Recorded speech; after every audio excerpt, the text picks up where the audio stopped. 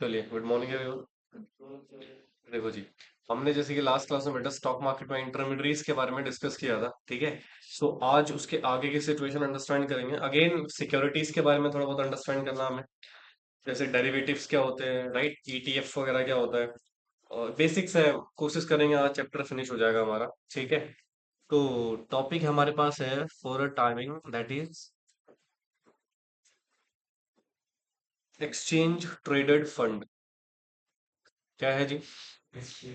Exchange traded fund, ठीक है। और इसको हम शॉर्ट में क्या बोलेंगे? ईटीएफ। क्या बोलेंगे जी? ईटीएफ, ठीक है। तो ईटीएफ क्या है, क्या सिचुएशन है इसकी, वो हम अंडरस्टैंड करने वाले हैं, ध्यान से सुनिएगा।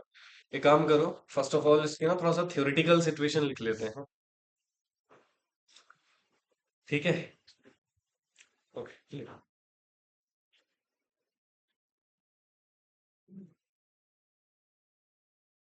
N ETF is a security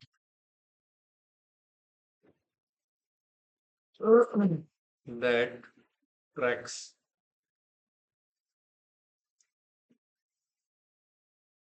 an index,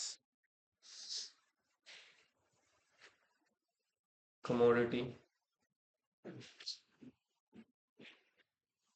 bonds, or a basket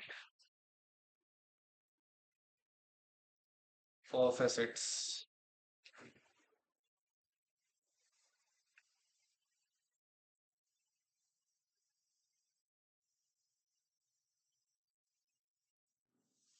कहते हैं when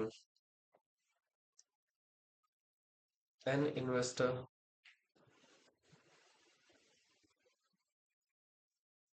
buy shares या फिर यूनिट ऑफ ईटीएफ,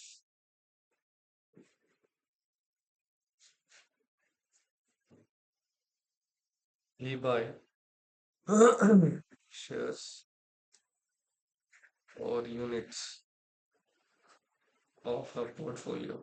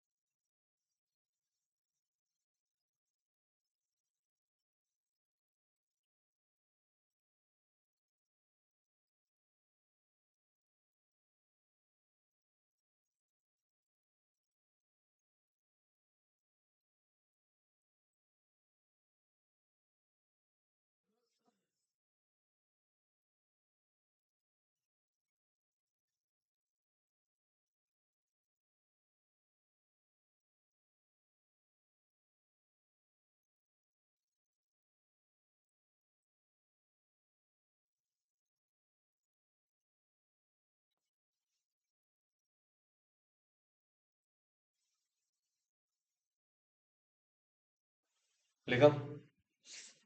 हाँ जी।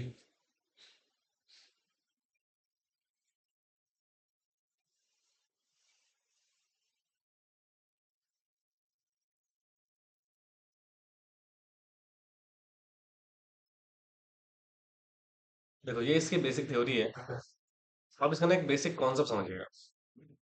बिफोर अंडरस्टैंडिंग ETF, मैं आपको छोटा सा सिचुएशन समझाता हूँ, जरा ध्यान से सुनना। जैसे मान लो यहाँ पर एक पर्सन है जो कि इन्वेस्टर।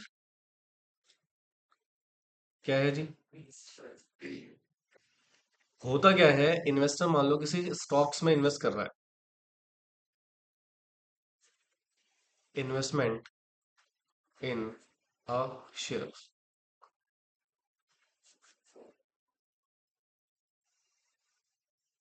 मतलब कोई कंपनी है, फॉर एग्जांपल एक्स लिमिटेड, उसके शेयर्स में आपने इन्वेस्टमेंट किया हुआ है। क्या किया हुआ है बेटा? अब सपोज मान लो इस इन्वेस्टर ने ऑलमोस्ट सारा पैसा किस पे लगा दिया है, राइट? अब मार्केट में इसका जो शेयर प्राइस है वो ऑफ कोर्स फ्लक्चुएट होगा, चेंज होगा। अब हो सकता है वो बढ़े, या हो सकता है वो, अच्छा सुनो, आपने अपना ऑलमोस्ट पैसा किस में लगा दिया है? एक्स लिमिटेड के शेयर्स में। एंड सपोज ये वाली सिचुएशन आती है और मार्केट फॉर एग्जांपल क्रैश हो जाता है, तो तुम्हें नहीं लगता यहाँ पे अगर फॉल हो गया तो आपको लॉस हो जाएगा? हाँ जी। या बढ़ गया तो ऑफ कोर्स फायदा भी होगा। But the point being the one sided situation है। क्या है? और ऐसे सिचुएशंस को बोलते हैं हाई रिस्की इन्वेस्टमेंट। क्या बोलते हैं? और दूसरा ऐसा भी है, आपने एक ही स्टॉक में शेयर्स इन्वेस्टमेंट किया हुआ है, एक ही कंपनी के शेयर्स में क्या करा हुआ है, इन्वेस्टमेंट, तो रिस्क ज्यादा है। आपका फंड्स एलोकेटेड थोड़ी है, आपने अपना सारा पैसा किसमें लगा दिया? तो सर आप अलग अलग कैसे करते हैं? फॉर एग्जाम्पल आपके पास फंड ही आपने 1 लाख रुपए लगाया। अब इस 1 लाख रुपए को कितने पार्ट्स में डिवाइड करोगे? शेयर्स ही नहीं आएंगे आपके पास ज्यादा, है ना? या बहुत स्मॉल अमाउंट होता है, किसी के पास 10,000 रुपए इन्वेस्टमेंट कर दिया, 20 20 हजार को कितने पार्ट्स में डिवाइड करोगे? तो उससे तो एक ही कंपनी के शेयर परचेज कर पाओगे। अब जैसे मान लो किसी को MRF में इन्वेस्टमेंट करना है, तो उसका शेयर प्राइस कितना है? 1.5 लाख रुपए समथिंग है। तो एक ही शेयर आएगा उसका, लाख रुपए में भी कितने आएंगे बेटा? पॉइंट समथिंग आएंगे शेयर आपके पास। Are you getting my point? तो सिचुएशन इज दैट सर, तो ये हाई रिस्की इन्वेस्टमेंट है। क्या है? और जब हाई रिस्की इन्वेस्टमेंट होता है, तो यहाँ पर इन्वेस्टर्स रिस्क में आ गया। किस में आ गया? अच्छा। तो मार्केट में एक कॉन्सेप्ट आता है ETF का। किसका? देखो छोटे इन्वेस्टर के लिए सबसे बेस्ट होता है ETF। कैसे? अब मान लो यहाँ पे ना एक पोर्टफोलियो बना हुआ है। पोर्टफोलियो का मतलब क्या होता है? What do mean by portfolio? Portfolio का मतलब होता है यहाँ पे कि बहुत सारे शेयर्स का एक फंड बना हुआ है। क्या बना हुआ है? देखो देखो, जैसे पोर्टफोलियो है, तो यहाँ पे कहते हैं सर यहाँ पे मैनी शेयर्स होते हैं। क्या होते हैं? Many shares in single basket. Many shares in single basket. ठीक है? यानी कि एक बास्केट में बहुत सारे क्या है? शेयर्स हैं। अब इन्वेस्टर, सपोज मान लो यहाँ पे ना ये जो बास्केट का मतलब यहाँ पर बहुत सारी कंपनीज है। फॉर एग्जाम्पल मान लो यहाँ पे 10 कंपनीज के स्टॉक है, जिसका हमने एक पोर्टफोलियो बना दिया। क्या बना दिया? पोर्टफोलियो बना दिया, फंड्स बना दिया, वट एवर यू सेड। ठीक है? अभी जो पोर्टफोलियो है ना, इसी को फॉर अ टाइमिंग हम क्या बोलेंगे? ETF। क्या बोलेंगे? और ये ETF का अपना खुद का क्या होगा बेटा? एक प्राइस होगा। क्या होगा? It can be a share price, it can be a unit price. Unit बेटा जनरली स्टॉक मार्केट में म्यूचुअल फंड्स को बोलते हैं। किसको बोलते हैं? ठीक है? या तो आप इसको शेयर्स के फॉर्म में रखोगे, या किसके फॉर्म में? यूनिट्स के फॉर्म में। राइट? अब इन्वेस्टर्स ने क्या किया, इन्होंने, इनके पास फंड्स कम था, इन्होंने क्या यार, rather purchasing single share let purchase ETF। क्या परचेज कर लेते हैं? तो इन्होंने एक छोटा सा अमाउंट किस में इन्वेस्ट कर दिया? ETF में। तो इसका मतलब सर इन्होंने एक शेयर परचेज करा या मल्टीपल शेयर परचेज करे? तो भैया सपोज मान लो इसमें से कुछ कंपनियों के शेयर्स डाउन भी होंगे, तो कुछ के अप भी तो होंगे। तो तुम्हें नहीं लगता ये जो आप ETF परचेज कर रहे हो, एक तरीके से आप मिनिमाइज कर रहे हो अपने रिस्क को? हाँ जी। क्योंकि आपने अपने पैसे को डाइवर्सिफाई कर दिया, एलोकेट कर दिया मल्टीपल सिचुएशंस पे। किसमें बेटा? मल्टीपल सिचुएशन में। और इसी को बोलते हैं हैज करना। क्या करना? हैज करना। जब हम हैज का मतलब ये होता है बेटा, जब हम शेयर्स को क्या कर रहे होते हैं बेटा? रिस्क फ्री कर रहे होते हैं। क्या कर रहे होते हैं? तो that is called hedging concept. अभी मैं बताऊंगा कॉल ऑप्शन और पुट ऑप्शन में हैजिंग कैसे किया जाता है। बट इन जनरल सिचुएशन ये होता है हैजिंग का कॉन्सेप्ट। ठीक है? तो ETF इज नथिंग, ये मल्टीपल स्टॉक्स का एक फंड है। क्या है? फंड है जहां पे आप इन्वेस्टमेंट कर सकते हो, और यहाँ पे स्मॉल अमाउंट में इन्वेस्टमेंट करोगे तो बहुत सारी कंपनीज के आपने क्या बोले शेयर होल्ड कर ली। समझ में आया? डिवाइस की थ्योरी देखो। क्या लिखा हुआ है? एक्सचेंज ट्रेडेड फंड, क्या लिखा हुआ है?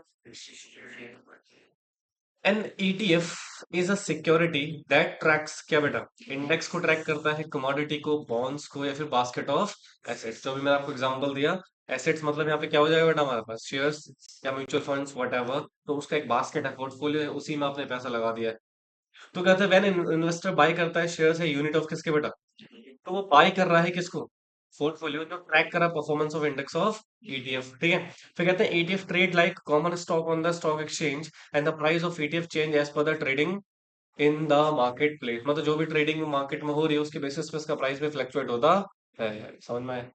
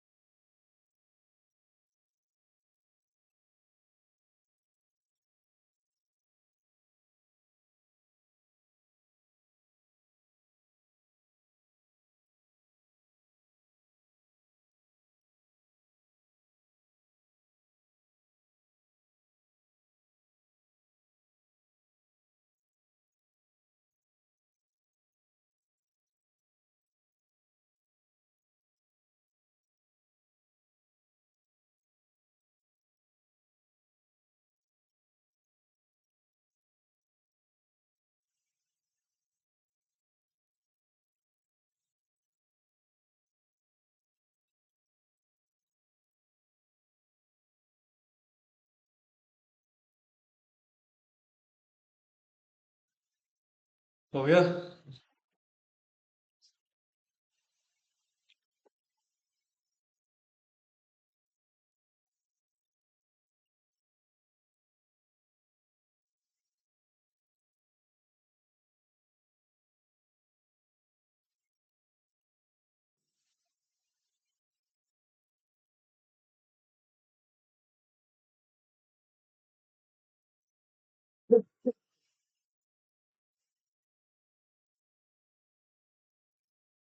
क्या लिखा हुआ है जी?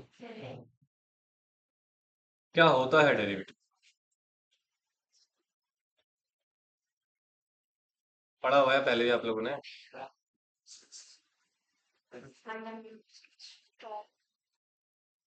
या, अब सुनना ध्यान से, कंसंट्रेशन के साथ। सिचुएशन क्या है इसका, सबसे पहले आप क्या समझिए कॉन्सेप्ट, ठीक है? जैसे देखो, मान लो there is a company, Reliance limited. कौन सी कंपनी है बेटा? ओके, मुझे जरा बताना इसका अभी प्राइस कितना चल रहा है शेयर का?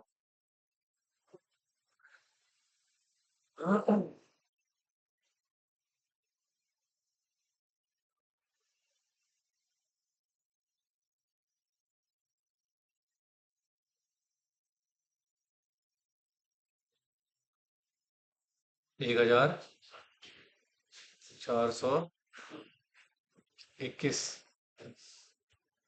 जो भी है, इतना ही है मतलब, है ना? हम्म। तो रिलायंस का शेयर कितना है? अब मान लो एक इन्वेस्टर है,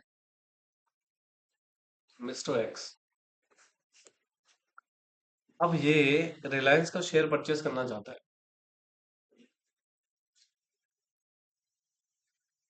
ठीक है? But unfortunate there is a problem. इसके पास सिर्फ कितने रुपए?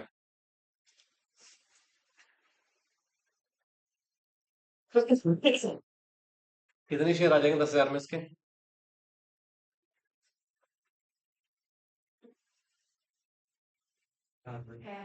6 7। क्या प्रॉफिट क्या होगा उसमें? कुछ भी नहीं। अच्छा, सपोज मान लो ये चाहता है रिलायंस के, एक मिनट मैं चेक करके बताता हूँ आपको।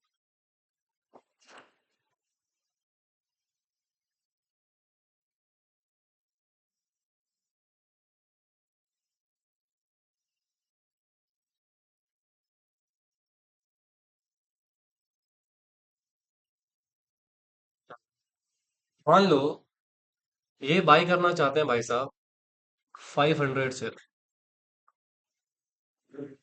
कितने शेयर बाई करना चाहते हैं? अगर 500 शेयर बाई करना है, कितना पैसा चाहिए? 7 लाख। है कितने? Can he by? Of course not. कितना पैसा चाहिए भैया 500 शेयर खरीदने के लिए? अच्छा, बट इसको फिर भी खरीदना है शेयर, 500 ही शेयर खरीदना है, क्या करें? अब स्टॉक मार्केट में एक सिचुएशन है कि अगर मुझे रिलायंस का शेयर परचेस करना है तो मैं डायरेक्टली शेयर परचेस कर लूं 7 लाख रुपए देके, या फिर मैं क्या करूं, रिलायंस के शेयर्स का ना एक डेरिवेटिव इंस्ट्रूमेंट भी होगा मार्केट में। क्या होगा? Derivative instrument of shares. तो वो खरीद लूं। और डेरिवेटिव इंस्ट्रूमेंट को हम बोलते हैं, अभी हम यहाँ पर पढ़ेंगे जो ऑप्शन। क्या बेटा? ऑप्शन। ठीक है। अब ये कह रहा है सर, मुझे कितने शेयर परचेस करने हैं? ठीक है।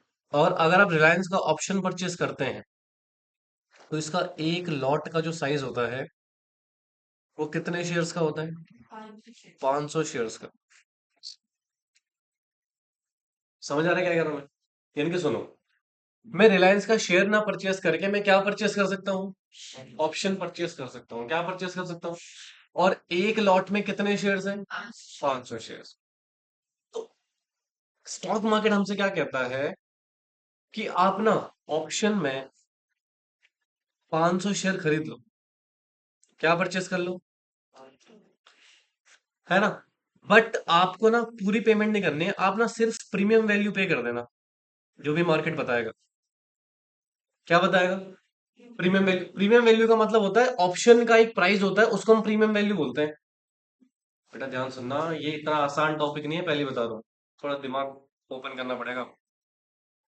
तो भैया सुनो, अब मैं क्या कर रहा हूँ, मैं रिलायंस के 500 शेयर परचेस कर रहा हूँ। क्या डायरेक्टली शेयर परचेस कर रहा हूँ या उसका ऑप्शन? ऑप्शन क्या है उसका? Derivative instrument. यानी कि ऑप्शंस की वैल्यू डिराइव्ड होगी किससे? इक्विटी शेयर से। किससे बेटा? इक्विटी शेयर से, क्योंकि equity share is the underlying assets of option. Option की अंडरलाइंग डेरिवेटिव इंस्ट्रूमेंट का मतलब ही क्या होता है? जो अपनी वैल्यू अपनी अंडरलाइंग एसेट से डिराइव करे। और ऑप्शंस एक डेरिवेटिव इंस्ट्रूमेंट है, और इक्विटी शेयर उसका क्या है? अंडरलाइंग एसेट्स है। क्या है? तो इसका मतलब when equity share fluctuated, right, options also fluctuated. हाँ जी, अब जरा सुनो ध्यान से, सिचुएशन क्या है। कहते हैं मान लो इसका प्रीमियम वैल्यू अभी जो चल रहा है 100 या 100 मान लो, कितना मान लो, यानी कि एक लॉट साइज में कितने शेयर्स है, उसका प्रीमियम वैल्यू कितना चल रहा है, 100 रुपए, राइट। एंड अगर मुझे 500 शेयर परचेस करने हैं तो मुझे कितना अमाउंट पे करना पड़ेगा, 50,000 रुपीज। अच्छा, मुझे 500 शेयर्स के लिए पहले कितने पैसे चाहिए थे, अब मुझे सिर्फ कितना पे करना पड़ रहा है, क्योंकि मैंने उसका शेयर परचेस करा है derivative instrument, but indirectly I have purchase 500 shares, यानी कि 7,10,000 की वैल्यू के शेयर मैंने क्या कर लिए, परचेज कर लिए। ऑप्शन एक्चुअल में राइट होता है, क्या होता है। अच्छा, अब सुनो, यहाँ पे ना ना ना, अभी ध्यान से सुनते रहो, कंसंट्रेशन से, अभी कुछ एक्स्ट्रा ओवर थिंकिंग करने की जरूरत नहीं, ध्यान सुनो। आपने 500 शेयर परचेस कर लिए, कितने वैल्यू पे करके, आप सुनो, मान लो इक्विटी शेयर्स ऑफ रिलायंस कितने रुपए का है, 1421 रुपए का।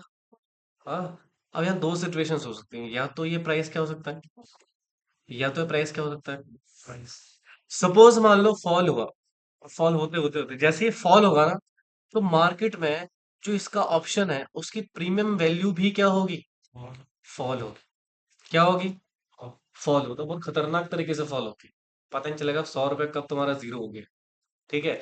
बट मुझे बताओ, अगर मैं मान लो 100 रुपए जीरो भी हो गया और आपको अगर लॉस भी होगा, तो मैक्सिमम कितना, 50,000 रुपीज का लॉस है मैक्सिमम। कितने शेयर परचेस करके, 500 शेयर परचेस करके, कितने का लॉस हो सकता है आपको। अच्छा, मान लो ये जो प्राइस है ना, 1400 रुपए वाला, ये क्या हो रहा है, और मान लो लक बाई चांस ये जो 1421 रुपए का प्राइस है, ये बढ़कर सपोज 1600 हो गया, कितना हो गया, मार्केट में क्या बढ़ेगी, प्रीमियम वैल्यू बढ़ जाएगी सर, प्रीमियम वैल्यू क्या हो जाएगी, और अगेन जैसे प्रीमियम वैल्यू घटती है ना, वैसे ही बढ़ती भी है। मान लो बढ़ के सीधे 100 रुपए से 250 रुपए होगी, कितनी हो गई, राइट। अच्छा, यहाँ पे अगर मैं मार्जिन देखूं तो 150 रुपए का मार्जिन मिल रहा है। अच्छा, 150 इंटू 50, सॉरी 500 शेयर्स, जरा बताना कितना आएगा,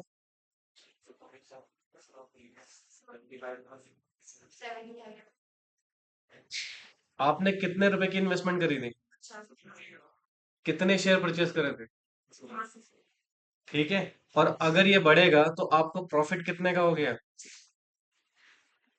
समझ में आए, 25, यानी 75,000 का प्रॉफिट है आपको, ठीक है। कितने का प्रॉफिट है, अबे गधो, मैंने सिर्फ डिफरेंस का ही तो लिया है ये, और ये गेटिंग माय पॉइंट, तो प्रॉफिट कितने का हो गया। अच्छा, एक व्यक्ति ने 50,000 रुपए इन्वेस्ट किया, कितने शेयर परचेस करे, 500 शेयर, कितने शेयर परचेस करे, 500। अगर वो ओरिजिनल मार्केट में जाता उसको 7.5 लाख रुपए अप्रोक्सीमेटली चाहिए होते, बट यहाँ पे मात्र 50,000 रुपए में उसने कितने शेयर परचेस कर लिए, 500। अगर वो बढ़ा तो प्रॉफिट कमा सकता है, इसी को बोलते हैं डेरिवेटिव इंस्ट्रूमेंट, क्या बोलते हैं, are you getting my point. पक्का, अभी मैं इसमें हेजिंग कॉन्सेप्ट भी समझाऊंगा, जब कॉल और पुट ऑप्शन दोनों समझाऊंगा, पहले मुझे बताओ क्लियर हुआ।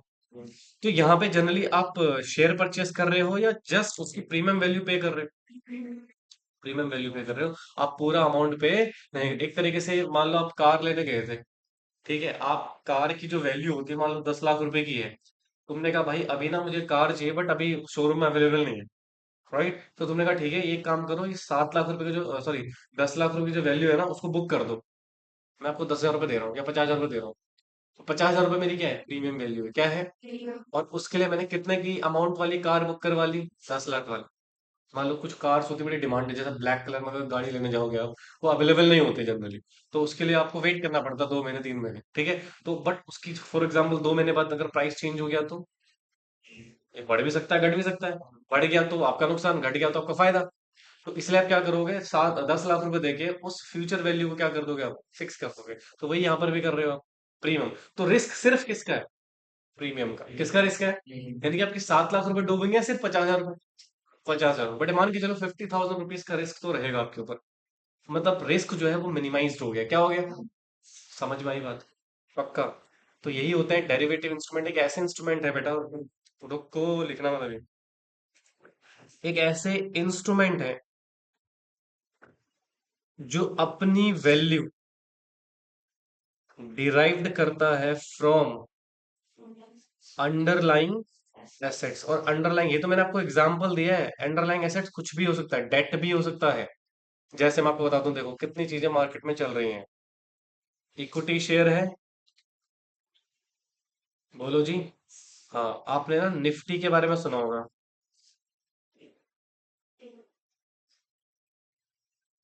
प्लानिंग चेक कर सकते, बैंक निफ्टी के बारे में सुना होगा आपने।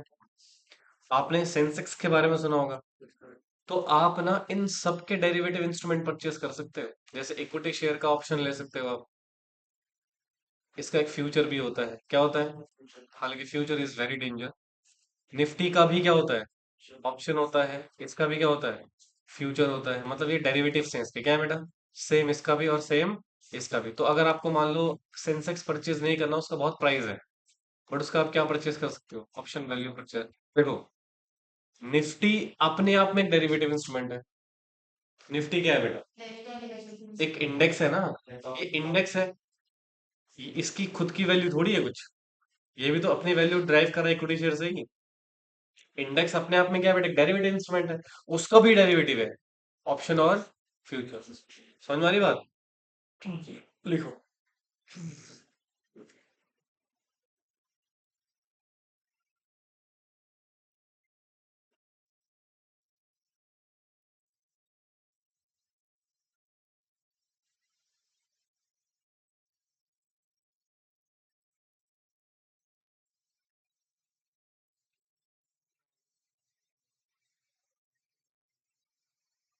तो उस हिसाब से प्रीमियम वैल्यू पे करना पड़ेगा।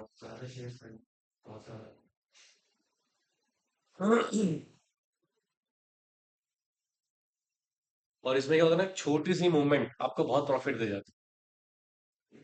मैंने अभी रिसेंटली आईसीआईसी बैंक का ऑप्शन परचेज किया था। ठीक है, आईसीआईसी बैंक का शेयर प्राइस सिर्फ 4 रुपए मूव हुआ था। ठीक है, आई थिंक मान के चलो विद इन 2 and 3 मिनट्स में 4 रुपए मूव हुआ। तो उसका ऑप्शन में मुझे 15,000 रुपए का प्रॉफिट हुआ। ठीक है, तो ऑप्शन में प्रॉफिट बहुत होता है, बट रिस्क भी है प्रीमियम वैल्यू का। ठीक है ना।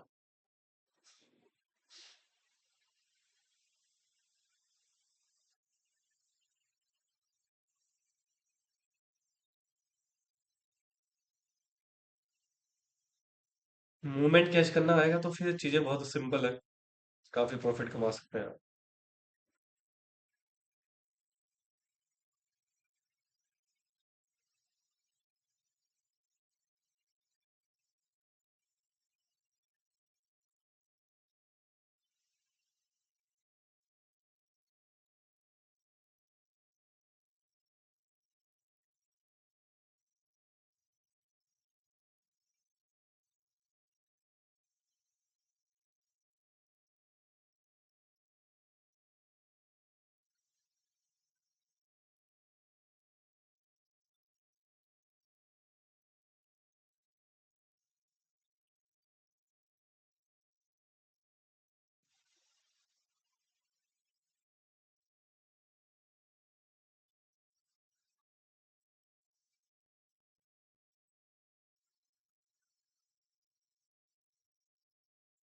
कल 9 बजे से ही क्लास है, ठीक है। 9 बजे पहले सिक्योरिटी लॉ पढ़ाऊंगा, फिर उसके बाद फैमा कराऊंगा, ठीक है। सिक्योरिटी लॉ वैसे भी 2 दिन चलेगा आपका, जिस दिन ब्रिजेश से क्लास नहीं हुई उस दिन भी, ठीक है ना।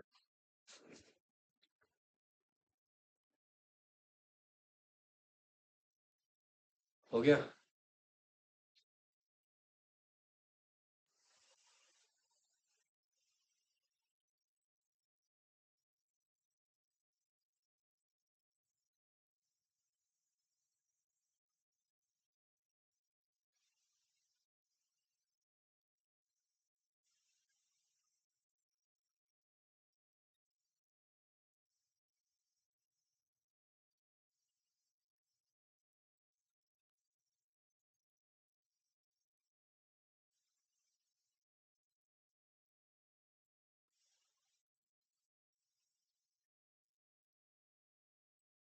ऑप्शन बेटा एक तरीके से क्या है हमारा, डेरिवेटिव इंस्ट्रूमेंट जो अपनी वैल्यू डिराइव करता है किससे? अपनी अंडरलाइंग एसेट्स के। अंडरलाइंग एसेट्स बेटा कुछ भी हो सकता है, शेयर्स हो सकते हैं, इंडेक्स हो सकते हैं, ठीक है, कमोडिटी हो सकते हैं, डेट फंड्स हो सकता है, एक्सेट्रा।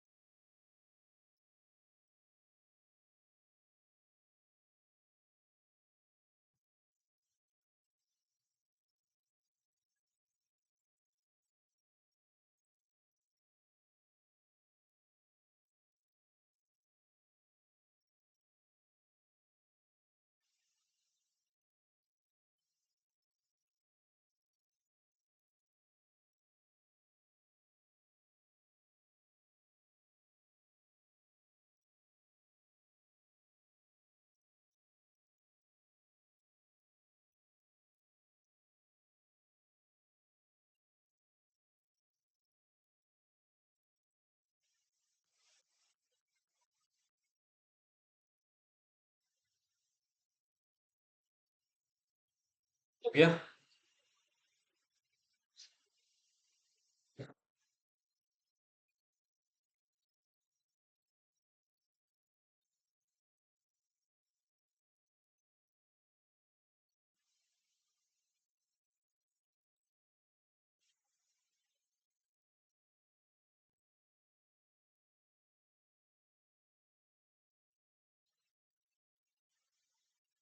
सी, एक तो हमने पढ़ लिया एक्सचेंज ट्रेडेड फंड। दूसरा हम क्या पढ़ रहे हैं? Derivative instruments. राइट, अब जरा एक मिनट देखो उधर। कहते हैं डेरिवेटिव इंस्ट्रूमेंट एक फाइनेंशियल इंस्ट्रूमेंट है that derive its value from किससे? यही पढ़ा था आपने अभी। हाँ। अंडरलाइंग एसेट्स क्या हो सकती है बेटा हमारी? कोई स्टॉक्स हो सकते हैं, बॉन्ड्स हो सकते हैं, करेंसी हो सकता है, कमोडिटीज हो सकती हैं, मेटल, इवन इंटेंजिबल एसेट्स भी हो सकते हैं बेटा, स्टॉक इंडाइसेस। ठीक है, बोलो बेटा। अब जैसे मान लो आपको गोल्ड परचेज करना है। क्या परचेज करना है? गोल्ड कमोडिटी मार्केट में। ठीक है, देखो अभी सेगमेंट्स हमने पढ़े नहीं है। इक्विटी सेगमेंट्स होता है, कमोडिटी सेगमेंट्स होता है, करेंसी सेगमेंट्स होता है, विल अंडरस्टैंड। बट मान लो आपको गोल्ड परचेस करना है, बट गोल्ड तो बहुत महंगा है ना? तो गोल्ड का बेटर है आप क्या परचेस कर लो? डेरिवेटिव। तो गोल्ड्स की वैल्यू जितना बढ़ेगी, वैसे भी ट्रम्प थोड़ा पगला रखा है, जितनी गोल्ड्स की वैल्यू बढ़ेगी, देखो भी सिल्वर भी बहुत। राइट, क्यों जा रहा है भाई? रीजन देयर इज क्लियर है कि भैया यहाँ पर यूएस का जो टैरिफ कॉन्सेप्ट चल रहा है इस समय, वो बहुत ज्यादा स्प्रेड कर रहा है। ठीक है, तो जिसकी वजह से इनकी वैल्यूज क्या हो रही है, मार्केट में बहुत ज्यादा बढ़ रही है। तो जितनी इनकी वैल्यूज बढ़ेगी, उतना क्या होगा? और जैसे मान लो तुमने बोला अपने पिताजी से, शादी में गोल्ड वोल्ड मिलता है ना, ज्वेलरी वेलरी, तो बेटर है ना आप गोल्ड ये वाला परचेस कर लो, ऑनलाइन वाला। मान लो आपने 2.5 3 5 लाख रुपए गोल्ड में लगा दिए। कितने लगा दिए? और गोल्ड में आपने लगा दिए 5 लाख रुपए, फिजिकल ट्रेडिंग में, किसमें? मतलब आपने ज्वेलरी परचेस कर ली। क्या परचेस कर ली? ज्वेलरी परचेस कर ली, कितने रुपए की? 5 लाख में। होता है कर्नल, बच्चों को देते हैं। और मान लो सर इन फ्यूचर में भाई वो जो ऑर्नामेंट्स हैं वो कब पहनते हो आप? राइट, डेली तो पहन के घूमते नहीं हो। ऑर्नामेंट जो है कुछ ओकेजन्स में ही पहनते हैं हम, शादी ब्याह वगैरह वगैरह में, राइट? तो तुम्हें नहीं लगता तुमने 5 लाख रुपए अपनी जो वैल्यू है वो बिल्कुल स्टक कर दी है? अब फ्यूचर में उसको सेल करने में भी अजीब लगेगा। वो ज्वेलरी कौन बेचता भाई? वो रिस्पेक्ट वाली बात आ जाती है। ठीक है, अब मान लो आपने क्या करा, आजकल बड़े ही आर्टिफिशियल भी चल रहे हैं। चल रहे हैं ना आर्टिफिशियल? हाँ बिल्कुल सोने जैसे लगते हैं वो परचेस कर रहे हैं। 500 रुपये में आ जाएगा ना, या 7 हजार रुपये में आ जाएंगे। 10 हजार ले ले बेटे। चल तो 20 हजार ले ले। ठीक है, आगे 5 लाख रुपए का डिजिटल गोल्ड परचेस कर लो। इसके फायदा बताता हूँ। इसके फायदे ये हैं कि ये वैल्यू ओवर द पीरियड क्या होगी? अब तुम बोलोगे सर फिजिकल वाले की भी तो बढ़ेगी। बढ़ेगी, बेचोगे नहीं ना। बट उसकी वैल्यू, अच्छा तुम्हें पता है ना गोल्ड के जो फिजिकल वाला होता है वो 24 कैरेट का मिलता है आपको। 24 बिस्किट होती है सच्ची में। ठीक है। यानी कि सुनो ध्यान से, कंसंट्रेशन से भाई, मैं क्या कह रहा हूँ। आप मार्केट से जो गोल्ड परचेस करते हो 22 कैरेट में, आपको नहीं मिलता बेटा। वो मिलता है कौन से कैरेट का? रीजन बता दो कैसे। 24 कैरेट वाला गोल्ड में होता क्या है, जो बिस्किट्स आते हैं उसमें आपका कुछ अदर मेटल्स मिला के आपके ऑर्नामेंट्स बनते हैं। ठीक है, प्योर गोल्ड के ऑर्नामेंट्स तो वैसे भी नहीं बनते। समझ रहे हो? तो आपको 22 कैरेट थोड़ी, 22 कैरेट का मतलब प्योर गोल्ड होता है। क्या होता है? 24 कैरेट मतलब प्योर गोल्ड नहीं होता।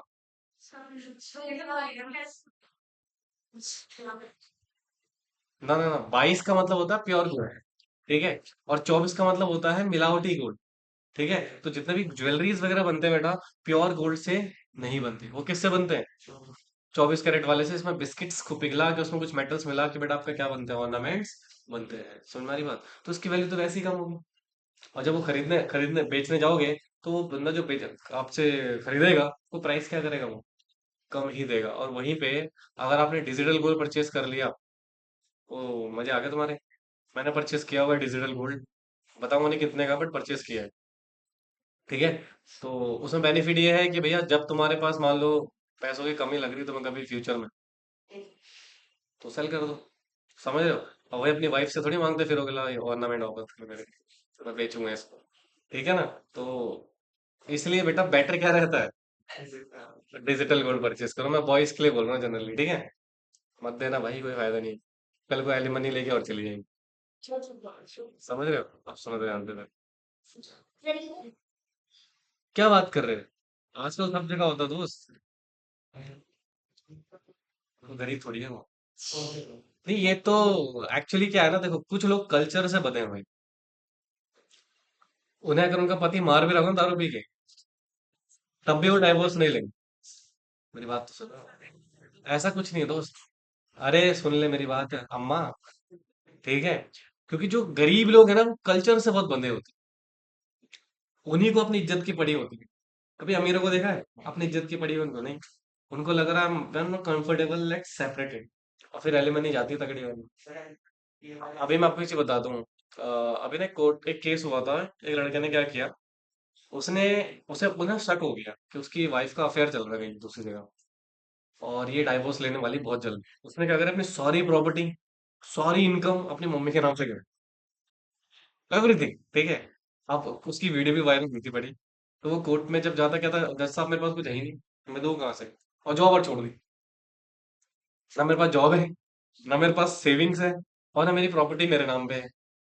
ठीक है। तो जज ने कहा बात तो सही है, तो किस बात की एलिमनी मिलेगी भाई तेरे को? नहीं मिलेगी, खुद बेचारा डिपेंडेंट है। ठीक है। ये कहाँ से देगा? भाई कोर्ट परिसर में उसकी वाइफ ने उसको मारा है, सिर्फ इस गुस्से के मारे कि इसने अपनी प्रॉपर्टी मम्मी के नाम कैसे कर दी और मुझे कुछ नहीं मिला। भाई मारा है, और बाल खींच खींच के मारा है। और वो रिएक्शन क्या दे रहा था, वो हंस रहा था आराम से। क्या और ले ले डाइवोर्स। मतलब वो थोड़ा फनी मोमेंट हो गया था। मतलब उसके तो तुमने करोड़ों रुपए पे वो कर दिया ना, पानी फेर दिया। अब वो बेचारे अपने बॉय में कैसे रहेगी बेचारी? खैर जो भी है। अच्छा देखो, डेरिवेटिव्स कैन बी, क्या लिखा हुआ है, डिफरेंट टाइप, जैसे कि options, swaps, caps, floor, collars etcetera. Will understand. The most popular derivative instruments are क्या बेटा? Future and option. ऑप्शन बता चुका हूँ। अच्छा, फ्यूचर ऑप्शन ऑलमोस्ट सेम ही है। ठीक है। बस फ्यूचर क्या है, कॉन्ट्रैक्ट होता है। क्या होता है बेटा? ऑप्शन भी कॉन्ट्रैक्ट ही है, बट उसमें आपको सिर्फ क्या पे करना है? प्रीमियम में क्या पे करना है? और फ्यूचर में क्या होता है बेटा, आप बेसिक्स वैल्यू तो पे करते ही हो, प्लस एक कॉन्ट्रैक्ट होता है कि इस पर्टिकुलर डेट पे आपको इतनी वैल्यू के शेयर परचेस करने पड़ेंगे। सोचो अगर नीचे गिर गई मार्केट, तो जितने शेयर्स की वैल्यू थी वो आपको पूरा परचेस करना पड़ेगा। जैसे मान लो 10 लाख की शेयर की वैल्यू थी, और आपने जैसे 1 लाख रुपए में कॉन्ट्रैक्ट परचेस कर लिया, कितने में? 1 लाख रुपए में। अब मान लो 10 लाख का जो शेयर वैल्यू था वो क्या हो गया? 5 लाख रह गया। कितना रह गया? तुम्हें लॉस 1 लाख का हो गया, 5 लाख का। तुम्हें 1 लाख जो तुमने दे रखे हैं वो तो देने ही पड़ेंगे, साथ के साथ 4 लाख रुपए और अरेंज करने पड़े। यानी कि ऑप्शन में क्या था, 50,000 का लॉस है, शेयर जितना मर्जी कर जाए कोई फर्क नहीं पड़ता, 50,000 ही दूंगा। फ्यूचर में क्या है, 50,000 नहीं, जितना लॉस है वो सारा आपको देना पड़ेगा। इसलिए कहते हैं ऑप्शन में घर बिक जाते हैं। क्या बिक जा सॉरी, फ्यूचर में क्या बिक जाते हैं बेटा? घर बिक जाते हैं। तो फ्यूचर ऑप्शन ऑलमोस्ट सेम है, बट डिफरेंस क्या है बेटा, लॉसेस का।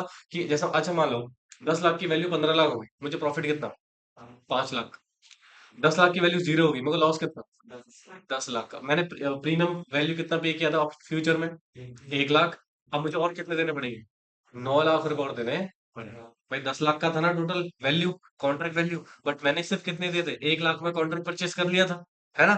अब भाई जब लॉस हो गया ना सारा, तो मुझे वो 1 लाख तो मेरा गया, साथ के साथ मुझे 9 लाख रुपए और अरेंज करके देने पड़ेंगे। इसलिए मैं बच्चों से कहता हूँ भैया फ्यूचर से दूर रहो, ये तुम्हारा फ्यूचर खराब कर देगा।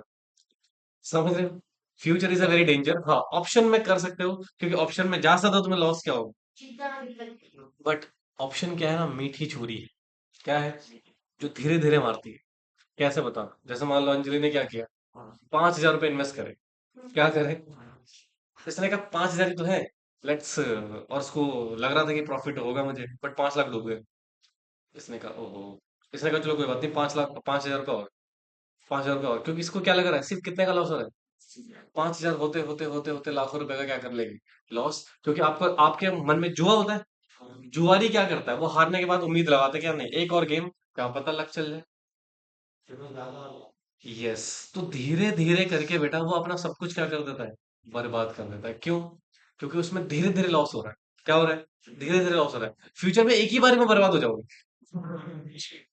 ऑप्शन में क्या होगा? धीरे धीरे बर्बाद हो। ठीक है, वन ऑफ माई फ्रेंड, उन्होंने, उनकी अकाउंट में जो सेविंग थी वो 1.5 लाख रुपए थी। कितनी थी? 1.5 लाख रुपए। स्टूडेंट ही थे तब हम, और थोड़ा अमीर, पिताजी उसके गवर्नमेंट जॉब के थे। कहा भाई इन्वेस्टमेंट करेंगे, मैं कहा, करो। ऑप्शन सिखाया उसको। मैंने कहा भाई इसमें ज्यादा रिस्क मत लेना। ठीक है। भाई उसने एक हफ्ते में 1.5 लाख रुपए डुबा दी। सिर्फ इस उम्मीद में अब प्रॉफिट होगा, अब प्रॉफिट होगा, अब प्रॉफिट होगा। और हर बार कितने पैसे कट रहे थे बैंक से? 10,000 रुपए, 5,000 रुपए, 10,000 रुपए, पाँच। उसको लग रहा था छोटा मोटा लॉस है, बट एक हफ्ते बाद देखा तो 1.5 लाख रुपए खर्च। Are you getting my? तो फिर बस, जस्ट लाइक अगर आप टेक्निकल नॉलेज आपको नहीं है ना, तो जुआ है आपके लिए। फिर आप क्या करोगे, उम्मीद लगाओगे, क्या लगाओगे? अब तो बढ़ेगा, अब तो बढ़ेगा, अब तो बढ़ेगा। और समटाइम ऐसा भी होता है, हमने ना एक ऑप्शन परचेज करा था, कितने रुपए का प्रीमियम था उसका? 6,000 रुपये। यू वोंट बिलीव, एक दिन में वो हमें कितना प्रॉफिट कमा के गया था? 80,000 रुपये। ऐसा भी होता है, ऐसा होता है, इसीलिए लोग वैसा करते हैं। समझ रहे हो? इसी लालच में रहते हैं कि एक ही बारे में 1.5 लाख रुपए अंदर हो जाए। हाँ, तो 1.5 लाख रुपए जस्ट क्या है, अच्छा देखो इधर। ठीक है। कहना था तम डेरिवेटिव हैज बीन डिफाइंड, क्या बेटा? Security contract regulation act S. अब जरा सुनना ध्यान से, ये कुछ डेफिनेशन है इसकी। डेरिवेटिव इंक्लूड करता है, क्या करता है बेटा? एक ऐसी सिक्योरिटी को जो ड्राइव कर रही है अपनी वैल्यू किससे? डेट इंस्ट्रूमेंट से, शेयर से, लोन से। लोन, आपने अगर सेक्यूरिटाइजेशन प्रोसेस पढ़ा था ना एसबीआई वाले में, याद है? उसमें आपको बताया था कैसे हम लोन्स को परचेज कर लेते हैं और उसको छोटे छोटे यूनिट्स में पब्लिक में डिवाइड कर देते हैं। वो क्या था? वो भी तो डेरिवेटिव ही था बेटा। ठीक है, हो सकता है लोन क्या है आपका, हो सकता है लोन क्या है आपका, रिस्क इंस्ट्रूमेंट्स और कॉन्ट्रैक्ट फॉर डिफरेंस और any other form of the security. इसको हम क्या बोलते हैं बेटा? डेरिवेटिव। क्या बोलते हैं? अच्छा। नेक्स्ट है बेटा हमारे पास, a contract which derive its value from prices, index of prices, या फिर ऑफ अंडरलाइंग एसेट्स, उसको हम क्या बोलते हैं? डेरिवेटिव। कमोडिटी डेरिवेटिव्स होते हैं, जैसे मैंने गोल्ड सिल्वर का एग्जांपल दिया था। ठीक है। एक होता है nickels, right, many things over there. Such other instrument as may be declared by central government to be a derivative instrument. समझ आया? बोलो बेटे। हाँ जी। जैसे यहाँ पे लिखा हुआ है करेंसी डेरिवेटिव, तो भैया ये वैल्यू किससे ड्राइव करेगा ये? मान लो मुझे डॉलर परचेस करना है, मेरे पास इतना पैसा नहीं है, तो मैं डॉलर का क्या ले सकता हूँ बेटा? डेरिवेटिव। राइट, तो डॉलर का ऑप्शन ले लो यार, डॉलर परचेस कर लेना। ठीक है, देखो देखो, currency derivative are financial contract between किसके बीच में? बायर और सेलर के बीच में, जो इन्वॉल्व करता है किसको? Exchange of two currencies in future date. ठीक है, स्टिमुलेटेड रेट करेंसी डेरिवेटिव क्या है बेटा? Trading is similar stock future and option trading, मतलब जो ऑप्शन और फ्यूचर ट्रेडिंग होता है उसकी तरह ही बेटा इसका भी डेरिवेटिव होता है। मतलब सिंपल सी बात है, डॉलर परचेस करना है तो डॉलर परचेस कर लो, अगर उसका ऑप्शन परचेस करना है तो ऑप्शन परचेस कर लो, उसका फ्यूचर परचेस करना है तो फ्यूचर परचेस कर लो। बाकी सब सेम ही है, इसमें ज्यादा कुछ टाइम वेस्ट करने की जरूरत नहीं। ठीक है, अगला क्या लिखा हुआ है? अगेन सेम कॉन्सेप्ट है। आप किसका डेरिवेटिव ले सकते हो? गोल्ड का। आप किसका ले सकते हो? सिल्वर का। ठीक है, आप किसका ले सकते हो बेटा? या कोई भी अदर मेटल्स होते हैं उसका आप क्या ले सकते हो यहाँ पे डेरिवेटिव परचेज कर सकते हो। Getting my point? अगेन बाकी रीड कर लेना, सेम सिचुएशन है जो मैं आपको समझा चुका हूँ ऑलरेडी। देखो क्या लिखा हुआ है। अब फ्यूचर क्या है सर? फ्यूचर में दो चीजें होती हैं, लॉन्ग पोजीशन और शॉर्ट पोजीशन, ठीक है। इसको will understand with an help of example. पहले आप इसकी थ्योरी फिनिश कर लेते हैं, ठीक है। देखो क्या कह रहा है, फ्यूचर रेफर्स टू, क्या लिखा हुआ है, फ्यूचर कॉन्ट्रैक्ट विच मीन्स क्या हुआ, which means an exchange traded forward contract to buy or sell क्या बेटा, predetermined quantity of assets on predetermined future date पे at a predetermined price। मतलब सिंपल सी बात है, मैं आज कॉन्ट्रैक्ट कर रहा हूं, जो भी प्राइस होगा आज उस बेसिस पे, बट आज खरीदूंगा या फ्यूचर में खरीदूंगा, फ्यूचर में, ठीक है। Contract are standardize and there are centralize trading insuring the liquidity. दो तरह के होते हैं बेटा, पहला क्या है, दूसरा क्या है, शॉर्ट ऑप्शन, ठीक है। तो इसको अंडरस्टैंड करेंगे, जरा ध्यान से सुनेंगे कंसेंट्रेशन। सी,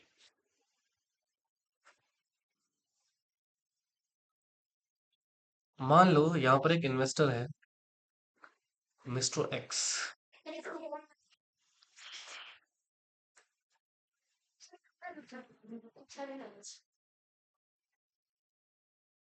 बताओ क्या लिखा, कौन है, कौन है ये,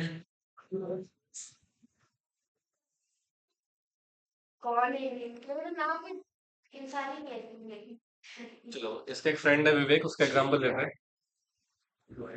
विवेक कौन है बेटा, एक इन्वेस्टर है, ठीक है। बोलो, या अब मान लो इसको ना किसी कंपनी के इक्विटी शेयर परचेस करने हैं। क्या परचेस करने हैं, इक्विटी शेयर्स। बताओ कौन सी कंपनी के कर पाए इससे परचेज, गरीब लोग। बेटा हमारा उसका शेयर प्राइस बताओ जरा फटाफट से, जल्दी, टाइम नहीं इतना। 1 लाख कितना है, 1.5 लाख से तो ऊपर ही होगा शायद। क्या, 143,500 ओनली, ठीक है। यानी कि अगर आपको एमआरएफ का एक शेयर चाहिए तो आपको कितना पैसा देना पड़ेगा, 1,43,505 रुपए आपको देने पड़ेंगे, यानी कि एक शेयर की वैल्यू है। तो यार एक बात बताना तो, अच्छा इसका ना एक और चीज सर्च करो, मैं बता रहा हूँ, इसका लिखो फ्यूचर लॉट साइज।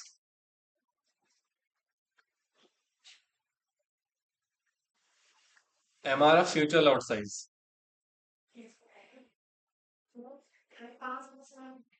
है, क्या बोल रही है, 10 शेयर्स का ना, ठीक है।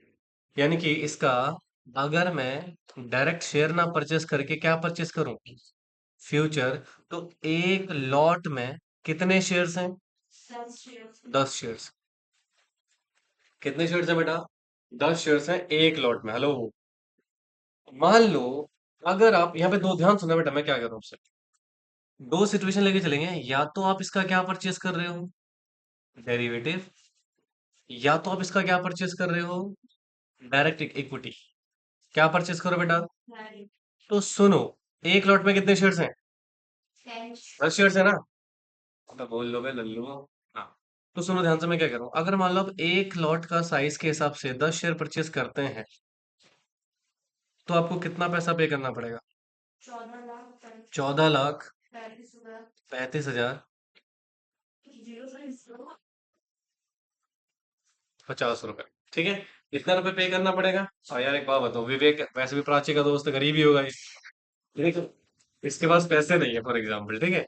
इसने कहा पैसे तो है नहीं, पैसे तो है नहीं, बट इसके पास ना एक स्ट्रॉन्ग इन्फॉर्मेशन है।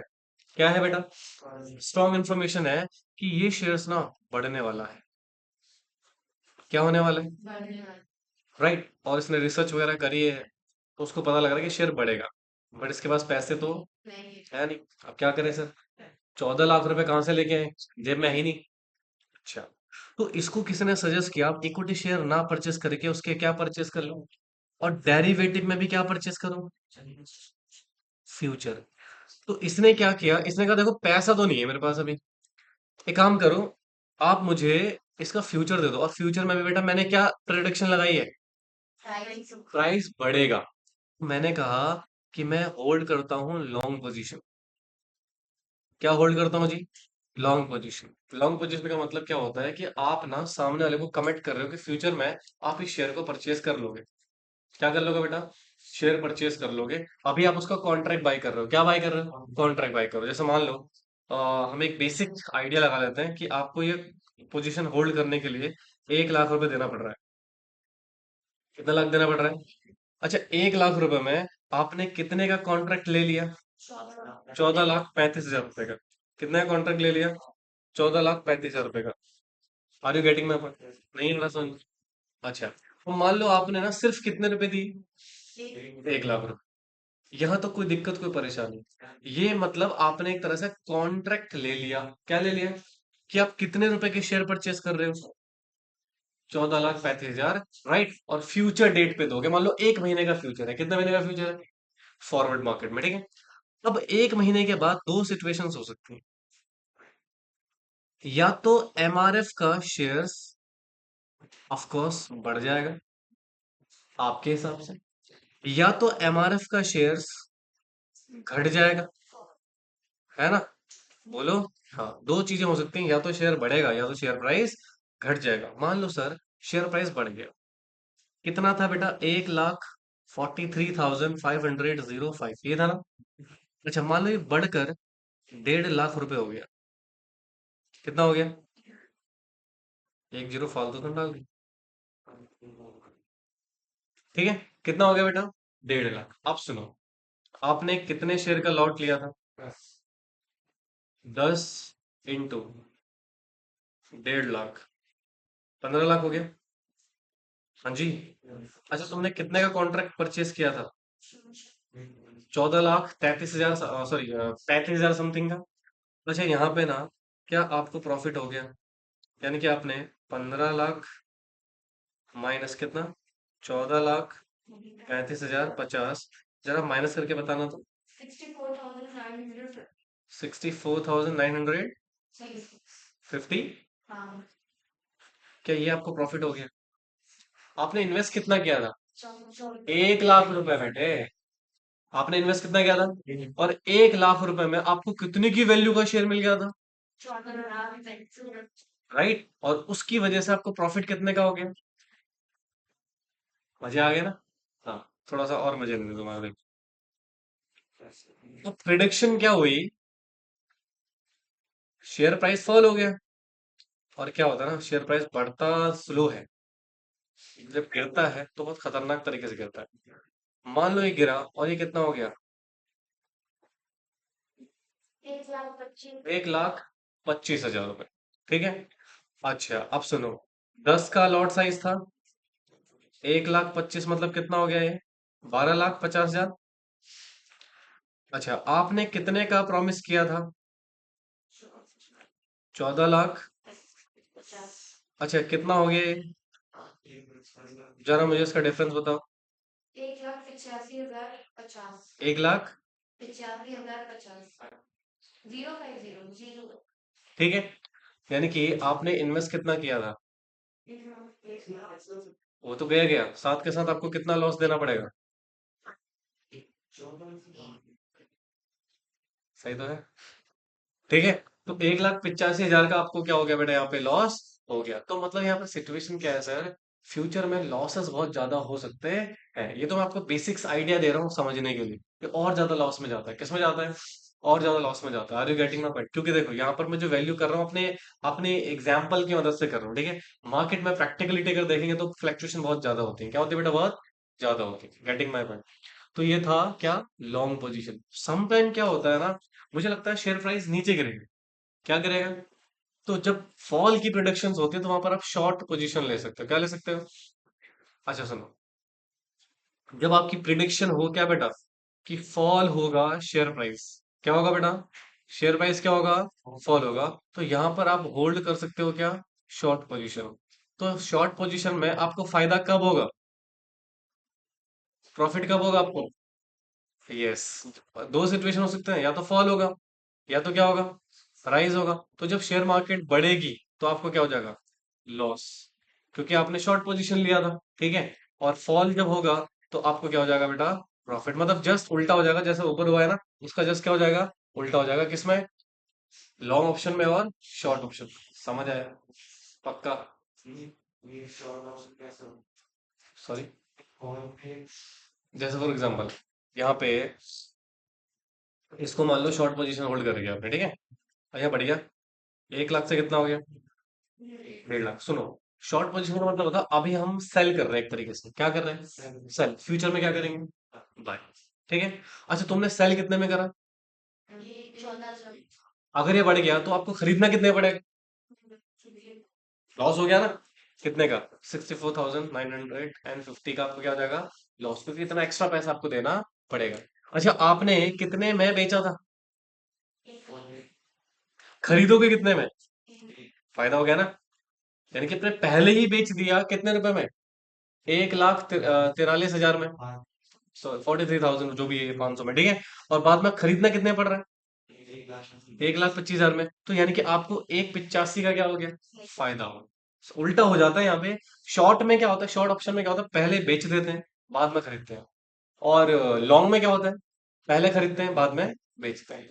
समझ में आया ना? क्या?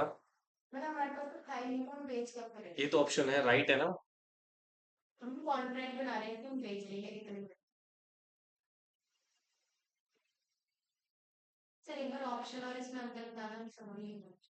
पहले लिख ले, ये समझ में आ गया? पहले बताओ। अबे क्या आ गया समझ में? मैं डिफरेंस की बात ही नहीं कर रहा, मैं कह रहा हूँ फ्यूचर आ गया समझ में? हाँ तो लिखो पहले। ऑप्शन कहाँ करा है मैंने अभी? वो मैंने डेरिवेटिव समझाया था ना। देखो, ऑप्शन में अगर, चलो देखो दोबारा नहीं समझाऊंगा और क्या। ऑप्शन में आपने कितने पे करे? 50,000 में, ठीक है। और ऑप्शन में आपने क्या बोला कि हम ना सिर्फ प्रीमियम वैल्यू पे करेंगे भाई। क्या पे करेंगे? मुझे लॉस भी होगा तो सिर्फ कितने का? प्रीमियम का। मतलब 50,000 अगर जीरो होगा तो फिर उसके बाद आपका कॉन्ट्रैक्ट खत्म। That is option. ठीक है। यानी कि अब भाई स्टॉक मार्केट में जितनी मर्जी फ्लक्चुएशंस आ जाए, मेरे को नुकसान सिर्फ कितने का होगा? 50,000 का। ठीक है। और जो प्रीमियम वैल्यू बढ़ेगी उसका मुझे क्या होगा? प्रॉफिट। मतलब फिर यार इक्विटी शेयर का जो ओरिजिनल वैल्यू, उससे कोई फर्क नहीं पड़ता। वो इक्विटी में फ्लक्चुएशन के कारण जो ऑप्शन की प्रीमियम वैल्यू बढ़ी है ना, सिर्फ जो बढ़ा हुआ ऑप्शन है उसका मुझे क्या होने वाला है? प्रॉफिट होने वाला है। बट फ्यूचर में क्या हो रहा है? कॉन्ट्रैक्ट है। वो शेयर प्राइस पे जो जितना फ्लक्चुएशन आएगा ना, उतना आपको पेमेंट करना पड़ेगा, या उतना आपको प्रॉफिट होगा। तो वहां पर आप क्या कर रहे हो? लार्ज अमाउंट में इन्वेस्ट कर रहे हो। यहाँ पे सिर्फ क्या ले रहे हो? प्रीमियम का रिस्क ले रहे हो। किसका रिस्क ले रहे हो? वहां पर किसका रिस्क ले रहे हो? कॉन्ट्रैक्ट वैल्यू का। यहाँ पर किसका रिस्क ले रहे हो? प्रीमियम वैल्यू का। ज्यादा नुकसान कहाँ पे होगा? कॉन्ट्रैक्ट वैल्यू, क्योंकि वहां पे भैया आपको जो लॉस होगा ना, वो कॉन्ट्रैक्ट वैल्यू के बेसिस पे होगा, ऑप्शन के प्रीमियम के बेसिस पे नहीं। मुझे ये डिफरेंस है दोनों में।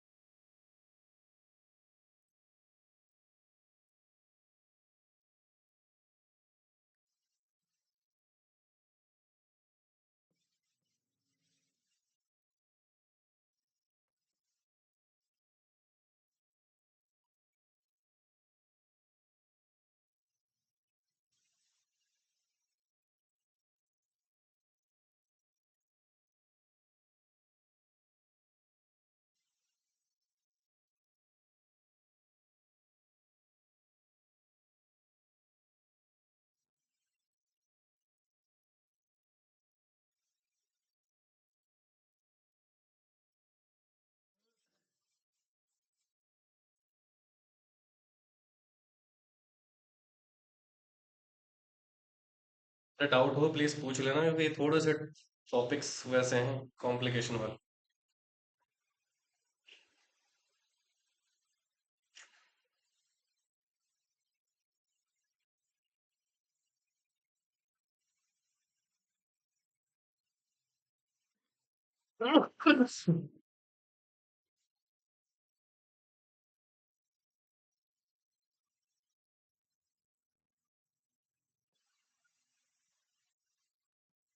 डन।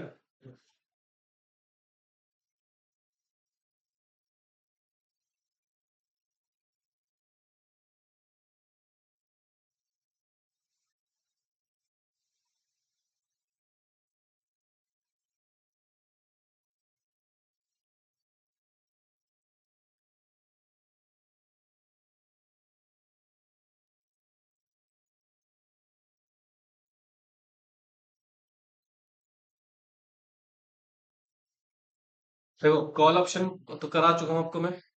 अब मैं आपको ना हेजिंग कौन सा बता देता हूँ, क्या बताता हूँ। इसमें कॉल ऑप्शन पुट ऑप्शन दोनों आपको समझ में आ जाएंगे।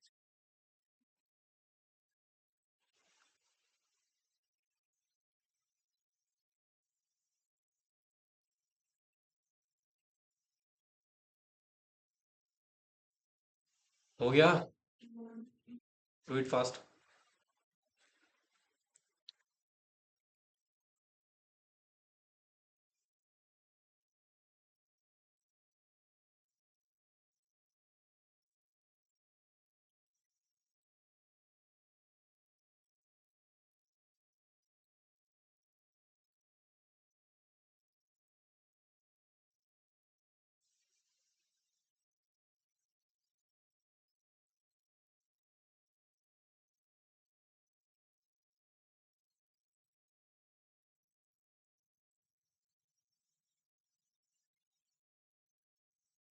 प्रॉफिट ज्यादा कहाँ पे होता होगा, फ्यूचर में ऑप्शन में? फ्यूचर में। ठीक है, क्योंकि वो रिस्क भी बहुत ज्यादा है।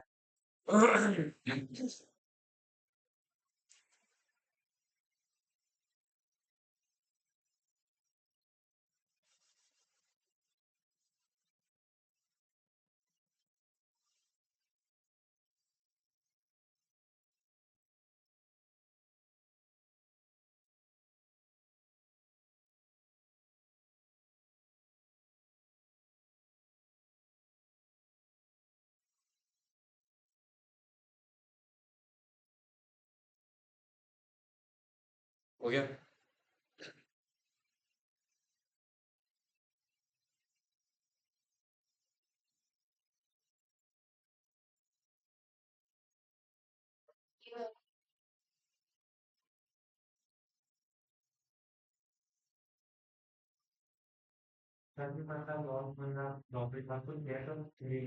हाँ।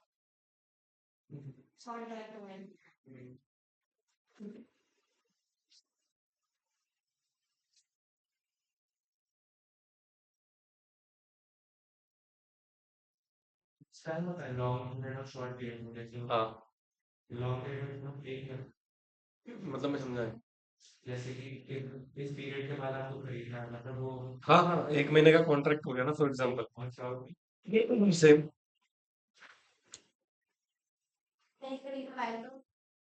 नहीं खरीद पाओगे तो फिर एक तरह से डेट हो गया ना आपके ऊपर। आपको पे करना ही पड़ेगा, एसेट बेचो, कुछ घर बेचो, कुछ भी करो। हाँ। तो थर्स, और हर थर्सडे को क्या होता है बेटा? एक्सपायरी होती है। क्या होती है हर थर्सडे को?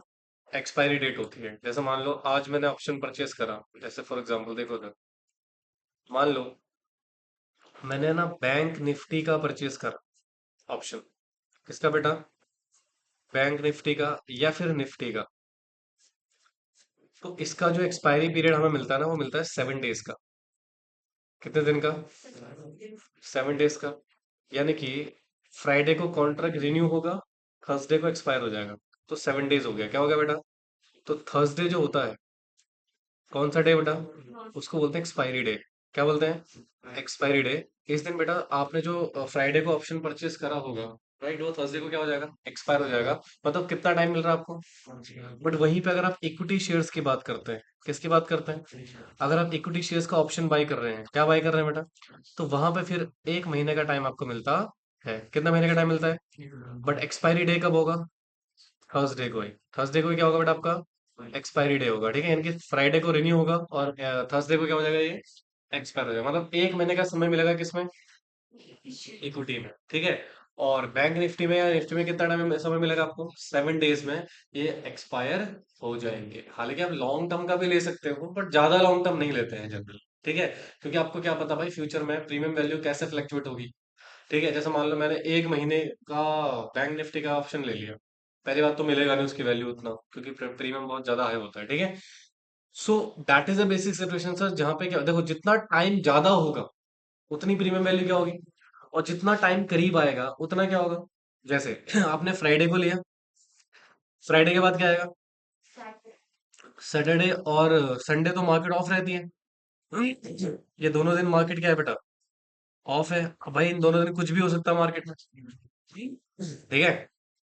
मंडे हो गया, फिर ट्यूसडे हो गया, फिर वेंसडे हो गया, फिर थर्सडे हो गया। इस दिन क्या हो जाएगी आपकी, एक्सपायरी हो जाएगी। ठीक है, अब जरा सुनना ध्यान से, कंसंट्रेशन से। आपने शेयर कब लिए थे, अब देखो जैसे जैसे समय बीत रहा है, जैसे जैसे क्या हो रहा है बेटा, अगर आपका इक्विटी शेयर में कोई फ्लक्चुएशन नहीं है, क्या नहीं है बेटा, कोई फ्लक्चुएशन नहीं है, निफ्टी में कोई फ्लक्चुएशन नहीं है, वो बहुत ज्यादा वॉलेटाइल है।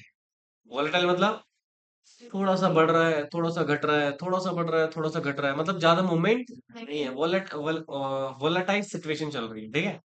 उस केस में क्या होगा, जैसे जैसे समय थर्सडे के करीब आएगा, आपकी जो प्रीमियम वैल्यू है वो क्या होती रहेगी बेटा, फॉल होती रहेगी। क्या होती रहेगी, फॉल होती रहेगी, ठीक है। मतलब समय के साथ साथ प्रीमियम वैल्यू क्या होगा, घटेगा।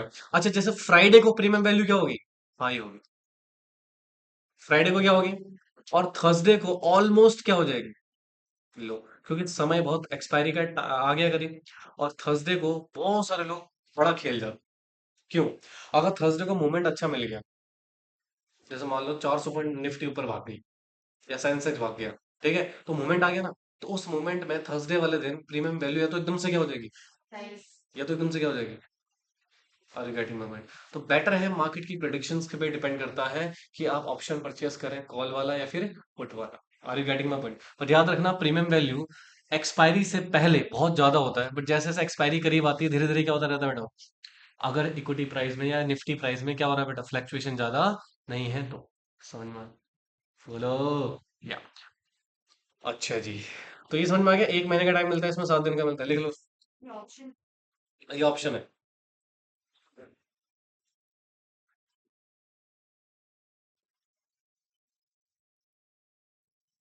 फ्यूचर की कहानी अलग होती है, वो थोड़ा रिस्की ज्यादा है। आज तो मैं एक ऑप्शन ट्रेड करके दिखाऊंगा, ठीक है।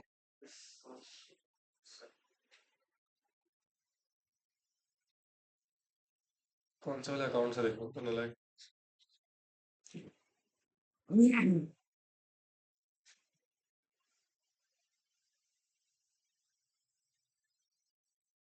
फाइनली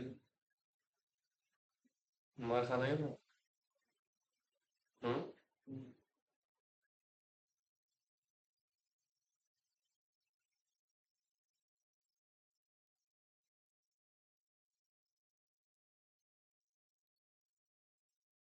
मार्केट के तो वाट लगी बड़ी।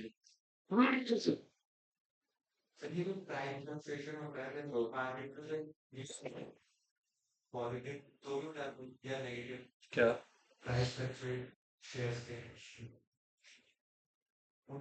क्या कह रहे हो, समझा नहीं। हाँ, हाँ सेंटिमेंट्स है ना। देखो, ये सारा खेल होता है डिमांड सप्लाई का। जैसे मान लो कोई पॉजिटिव न्यूज आ गई, तो बायर खुश हो जाएंगे ना, they are starting purchasing the shares. और जब शेयर प्राइस परचेज करने लगोगे, डिमांड क्या होगी उसकी, तो डिमांड के बढ़ने से प्राइस क्या होते हैं, बढ़ते हैं ऑफ कोर्स। अब मान लो कोई नेगेटिव न्यूज आ गया, मान लो ट्रम्प ने अभी कैसे बात लगा रखी है, ठीक है, और वर्ल्ड में अभी वॉर का भी सिचुएशन चल रहा है हर जगह। तो इससे क्या होता है ना, बायर थोड़ा डरता है, उसके सेंटिमेंट्स क्या होते हैं, डाउन होते हैं। तो जिसके कारण वो बेचना शुरू कर देता है, तो बेचता है तो मतलब सप्लाई बढ़ रही, और सप्लाई के बढ़ने से शेयर प्राइस क्या होगा, कम। ये होता है डिमांड एंड सप्लाई का बेसिक सिचुएशन। या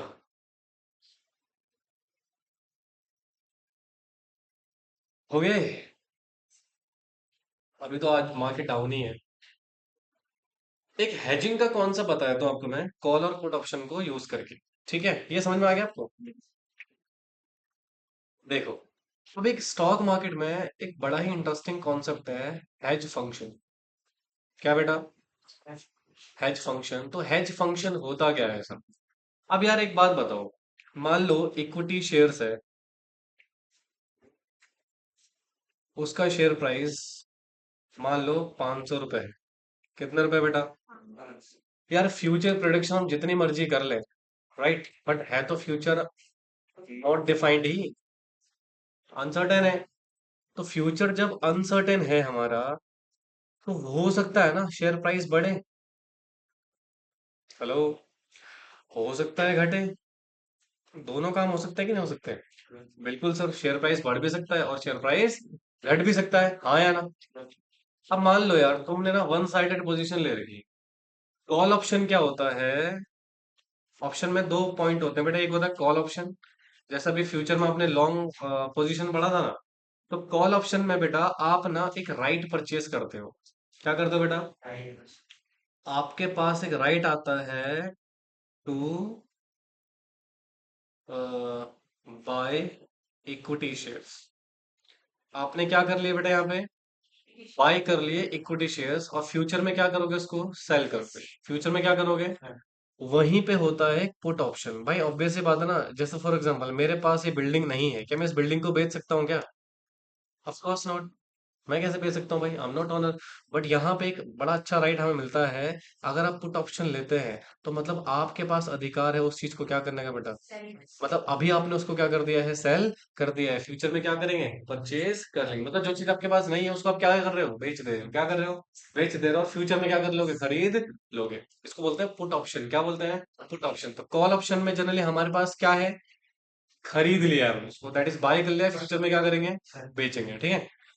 और पुट ऑप्शन में अभी हमने क्या करा उसको, तो ये आप एक्चुअल शेयर परचेस कर रहे हो या ऐसे जस्ट डेरिवेटिव, डेरिवेटिव परचेस कर रहे हो। क्या परचेस कर रहे हो, डेरिवेटिव। मतलब यहाँ पे आपके पास एक्चुअल शेयर्स नहीं आ रहे। और हाँ, डेरिवेटिव अगर आपने परचेस करा है तो you are not a company equity share holder, okay, ये बात याद रखना। ना ही तुम्हारे पास वोटिंग राइट्स होंगे, ना ही तुम्हें डिविडेंड मिलेगा, कुछ भी नहीं मिलेगा। आपके पास सिर्फ ये राइट है कि आप शेयर्स को या तो बाय करो या शेयर्स को क्या करो, बेच, सेल करो। Are you getting my point? बोलो बेटे। हाँ बस। अब प्रिडिक्शन ये है कि भाई शेयर प्राइस बढ़ सकता है, शेयर प्राइस क्या हो सकता है, घट सकता है।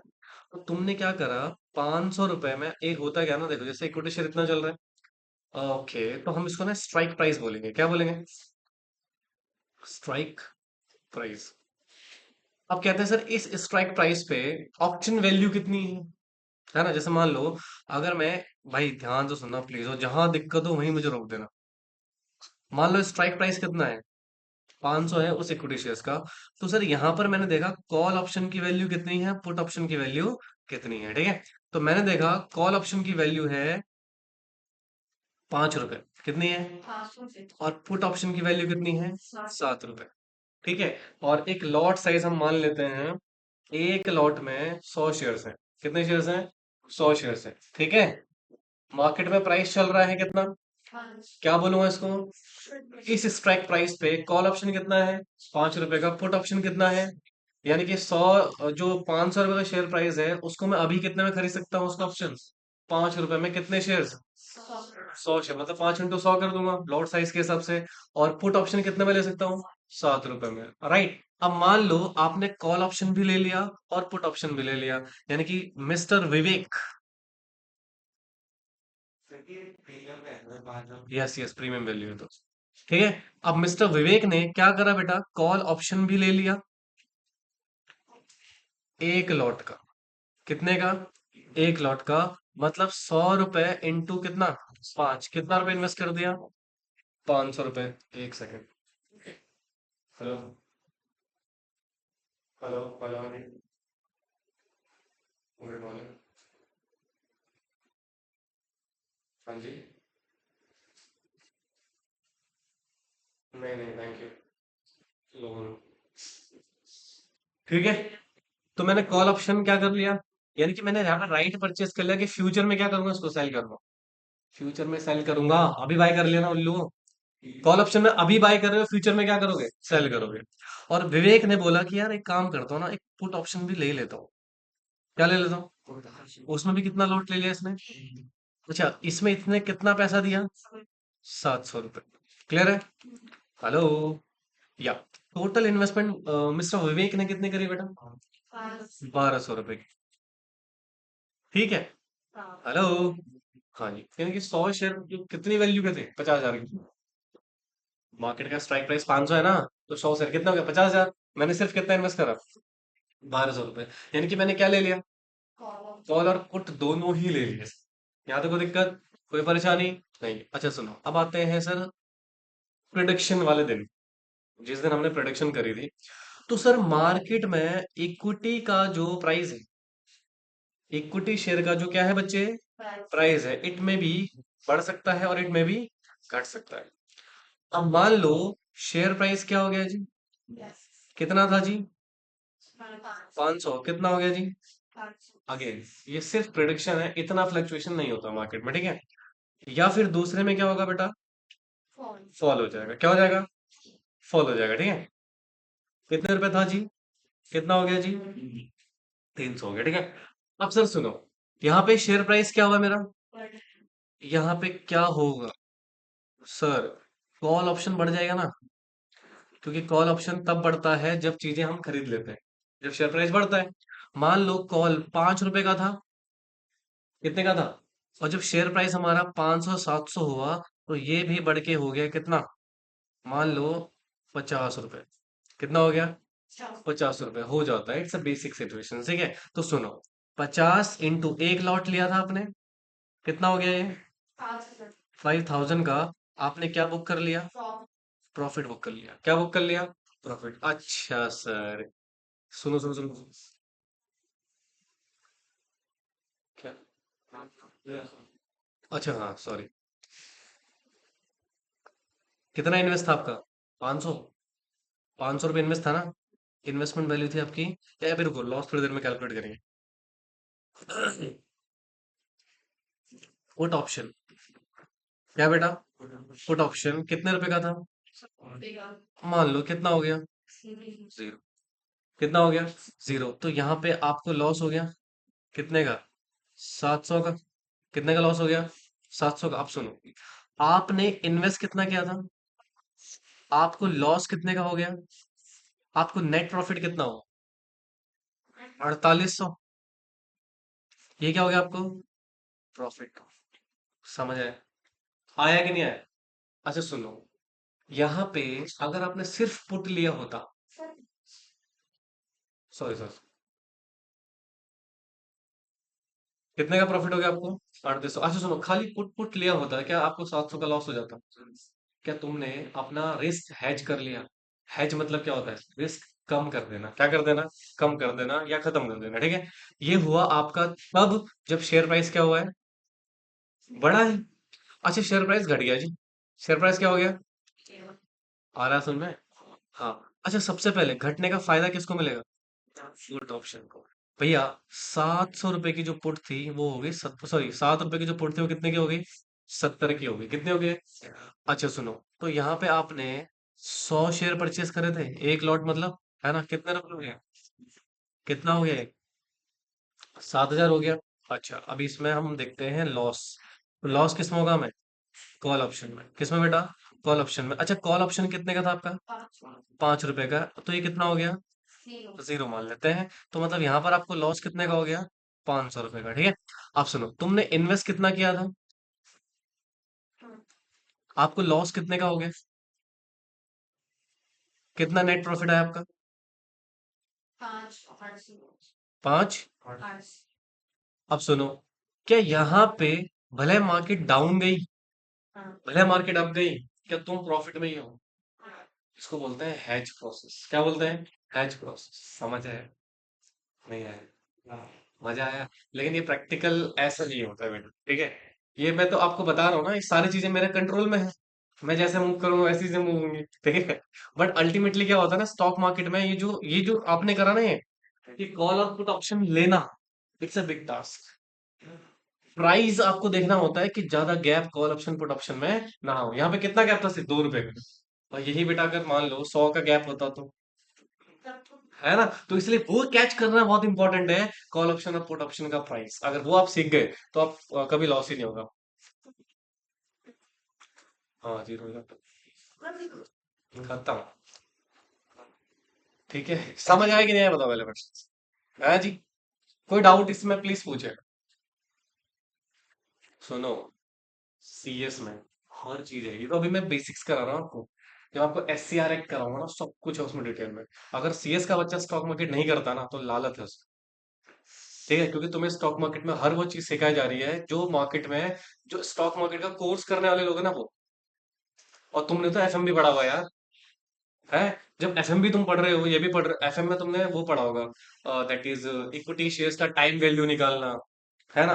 आपने that is her cost of value निकालना सीखा होगा, हर चीज। तो भैया वो सब चीजें पढ़ने के बाद स्टॉक मार्केट, तुम स्टॉक मार्केट में ट्रेड नहीं करोगे तो फिर कौन करेगा यार। समझ रहे हो।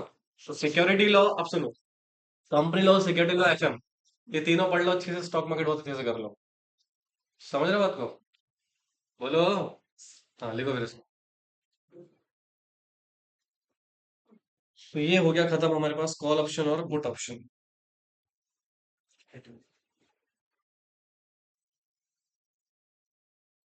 ठीक है, कोल्ड वोल्ड हो गया क्या सबको यहाँ पे। कोल्ड है भाई। कोल्ड तो टोपा पहन के नहीं ना होता है नालायक। क्या। गीले वाले नहीं पहनते। क्यों। जुए हो जाते। तो बाल गीले क्यों करने हैं, संभाल के तो रहो, नहाओ मत 1 मिनट।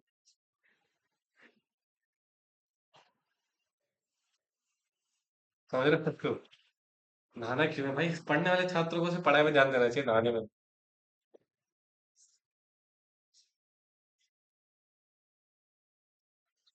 तुम नहाने में कहाँ आधा घंटा वेस्ट करोगे, तुम्हें 3 फोन तब पढ़ लोगे। परफ्यूम परचेस कर लो एक। है या मैं गिफ्ट कर दूं। उसमें लगा क्या हूँ मस्त। क्यों नहाना हो रहा है। Save time. वाटर तो बहुत है हमारे पास।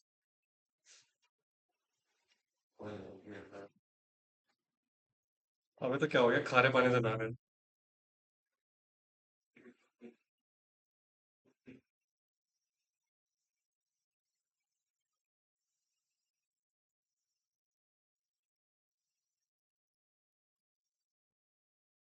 हो जाएगा सर, एक्चुअली मेरे ना घर में थोड़ा मेडिकल कंडीशन चल रही थी, मेरा कजन एडमिट था हॉस्पिटल, एक्सपायर हो गया काफी पहले। तो जिसकी वजह से मैं खुद बिजी रहा, और करवा दूंगा डाउन पे।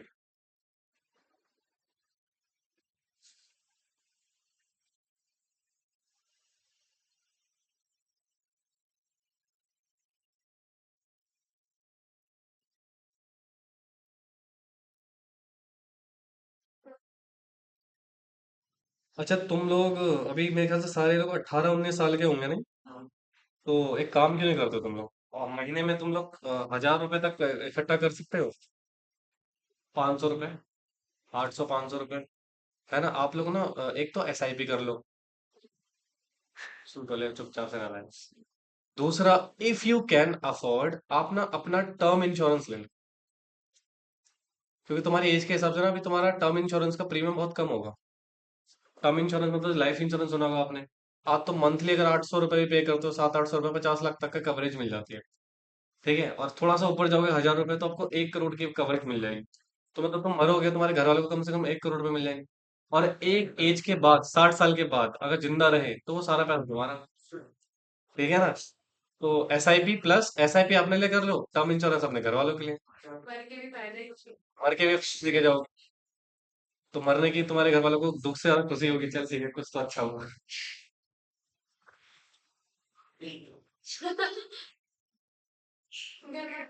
मरने के बाद भी घर वालों को खुशी देके जाओगे, सोचो। मिस्टर विवेक कौन है, एक बार सर्च कर लेना, ठीक है।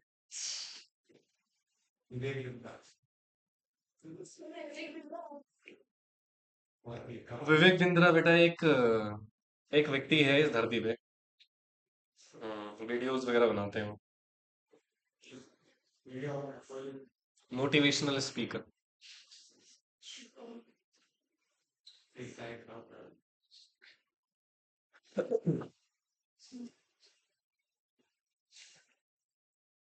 मेरा मानना है इस दुनिया में मोटिवेशन आपको कोई नहीं कर सकता, आप खुद ही मोटिवेट होते हो। ठीक है। हाँ, क्लैरिटी जरूर कर सकता है। अब क्लैरिटी के लिए मैं आपको प्रेफर करूंगा, रीड भगवत गीता। भगवत गीता पढ़े again. Bhagavad Gita is not a religious book, ठीक है। वो एक लाइफ मैनेजमेंट है पूरा का पूरा। कोई भी रिलीजन का व्यक्ति ना उसको पढ़ सकता है। और भगवत गीता उससे बड़ा मोटिवेटर कोई नहीं है। समझ रहे हो? कई लोग कहते हैं सर भगवत गीता पढ़ने से ना हम ज्यादा मेच्योर हो जाएंगे। ऐसा कुछ नहीं है।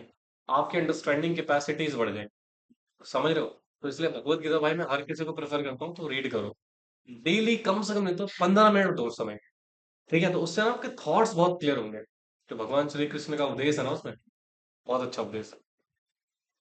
यार, प्रेमानंद महाराज जी को सुनते हो आप लोग? उनकी बात सुनने के बाद कितनी क्लैरिटी होती है। वो सारे क्लैरिटी थॉट कहाँ से लेके आए हैं? वही बात भगवान श्री कृष्ण ने बोली है। ठीक है, आप सुनो, आपको क्लैरिटी ऑफ थॉट बहुत मिलेगा। या तो अगर तुम्हें भगवत गीता नहीं पढ़नी तो इंस्टाग्राम पे ये प्रेमानंद जी महाराज को ही फॉलो कर लो। है ना? मेरी फीड में से वही दिखते रहते हैं। मैंने नॉनवेज खाना क्यों छोड़ा अब? अरे छोड़ दिया सच्ची में। बीच में फ्लक्चुएशन हो रहे थे, मैं छोड़ बिल्कुल छोड़ दिया।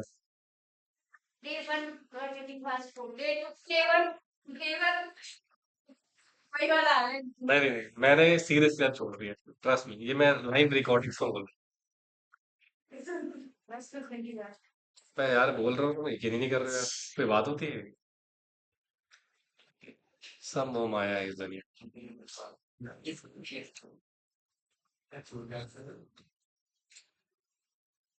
क्या? मंदिर में रखी है वो? क्या करोगे मंदिर में रख के उसको? मेरे से ले लेना यार, बहुत है मेरे पास। उसके लिए कुछ आपको करना पड़ेगा। नहीं, पैसे नहीं, प्रूफ करना पड़ेगा अपने आप को। मतलब कुछ ऐसा जैसे पैसा रखूंगा मैं, मान लो अच्छे नंबर लिया है तो एज ए गिफ्ट दूंगा, ऐसे फ्री में नहीं दूंगा। As a reward. अब दूसरी बात, एस्कॉन टेम्पल जब भी घूमने जाओ वो फ्री में दे रहे होते हो। पैसे वो कहते हैं मन, जितना तुम्हारा मन करे वो डोनेशन के फॉर्म में दे दो। 50 रुपए दे देना। हाँ हाँ। नहीं नहीं नहीं नहीं नहीं, आप नेहरू प्लेस में जाओगे ना कभी, मेट्रो स्टेशन पे, तो वहां पर भी दे रहे होते हैं, वो डिस्ट्रीब्यूट कर रहे होते हैं। हाँ हाँ। कितने रुपए? कितने की आती है? 100 150 रुपए की आती होगी।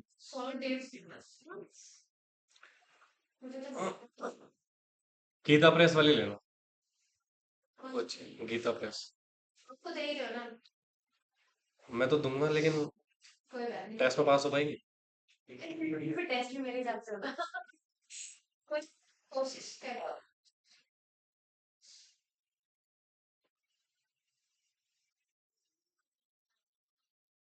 मेरे को तो बच्चों ने गिफ्ट करी थी बहुत। 2 3 बुक्स है मेरे पास।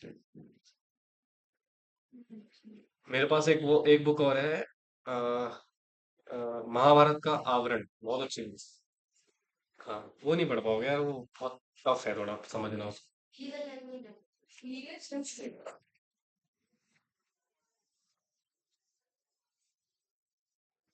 हाँ, उसके थोड़े टर्म्स है, मीनिंग निकालना पड़ता है उसको। तुलसीदास से।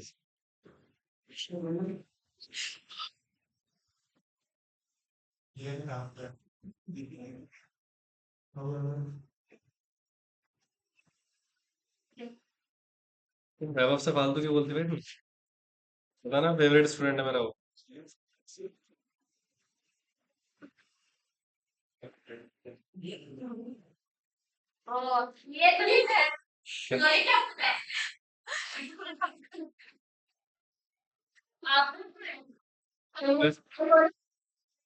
अच्छा, चलो कोई बात नहीं, लिखा है ये?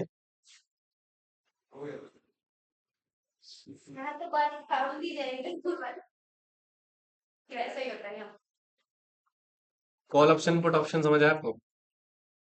मैं बोल लो, ले लो। ओके।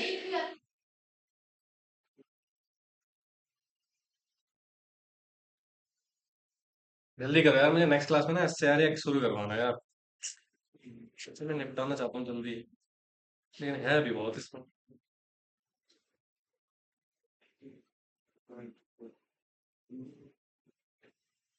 ओए शिवानी, फिर से मार्क्स पहना सर, क्या कह रही?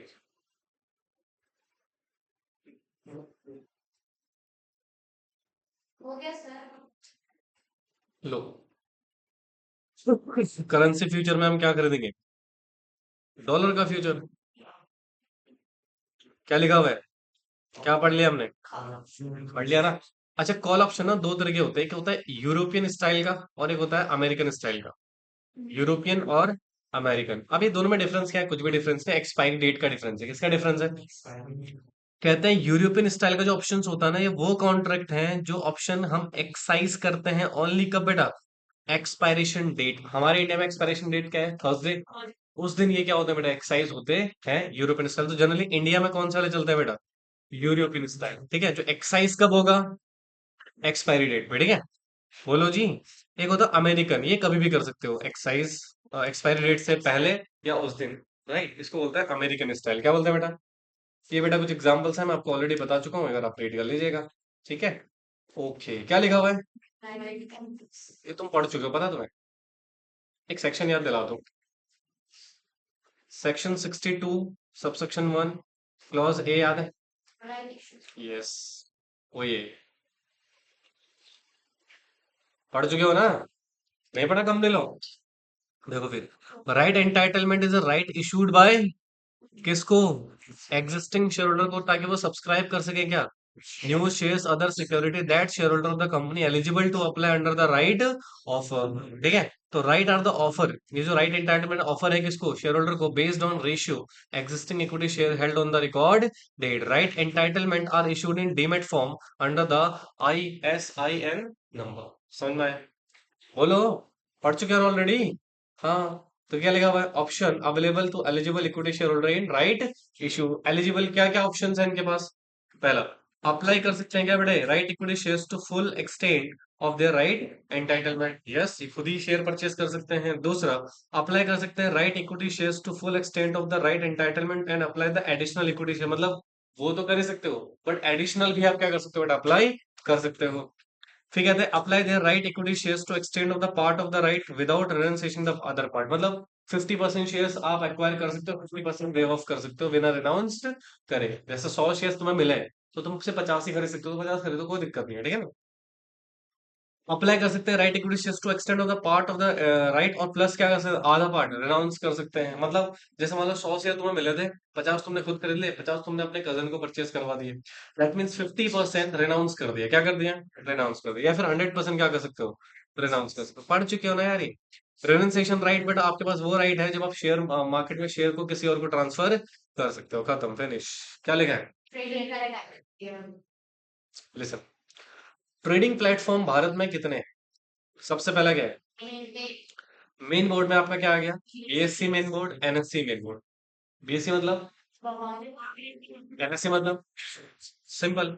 एक होता है MSME, that is small medium enterprises. ठीक है, तो BSc पे भी होता है और NSC में भी। एक होता है इनोवेटर ग्रोथ प्लेटफॉर्म, और एक होता है क्या बेटा? Social stock exchange. क्या होता है बेटा? Social stock exchange. समझ में आया? क्या है इसमें?